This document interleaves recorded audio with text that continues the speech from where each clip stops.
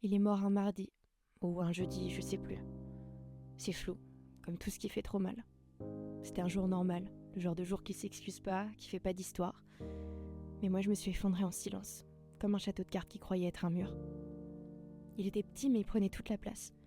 Il respirait comme un secret qu'on garde trop fort, et il me regardait comme si j'étais quelqu'un de mieux, quelqu'un de doux, quelqu'un qui mérite qu'on l'aime, sans condition. Je lui parlais comme on parle à une étoile qui est tombée trop bas. Des trucs cons, des « t'as faim » et des « viens là ». Mais il comprenait tout, même ce que je disais pas. Surtout ça. Quand j'allais mal, il s'allongeait pas à côté, il s'allongeait sur la douleur, comme s'il pouvait l'aspirer. Et moi je le laissais faire parce que j'étais trop fatiguée pour lutter, et que lui, il se battait pour moi, sans même savoir contre quoi. Et puis un jour, il a pas bougé. Je l'ai appelé doucement, comme on réveille un rêve. Mais il est resté là comme une phrase inachevée qu'on relit 100 fois en espérant qu'elle change de fin. Je l'ai porté comme on porte le monde. Je l'ai enterré dans le jardin de mes silences et j'ai pleuré. Longtemps.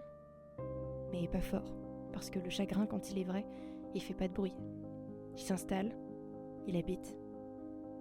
Depuis, j'ai l'impression de l'entendre encore, dans les craquements du parquet, dans le soupir du vent, dans mes gestes trop pleins pour un vide si grand. Il me manque pas comme un objet qu'on perd, il me manque comme une partie de moi qui a décidé de s'en aller avec lui. Comme un battement de cœur en moins, mais qui continue de résonner dans une autre langue. Je l'aime encore, même s'il revient plus, même s'il m'attend plus, même si le monde continue sans ses pattes sur le sol, sans ses yeux dans ma vie. Et c'est ça l'amour, non ? C'est continuer d'aimer même quand il n'y a plus rien à toucher, même quand il n'y a plus rien qui répond.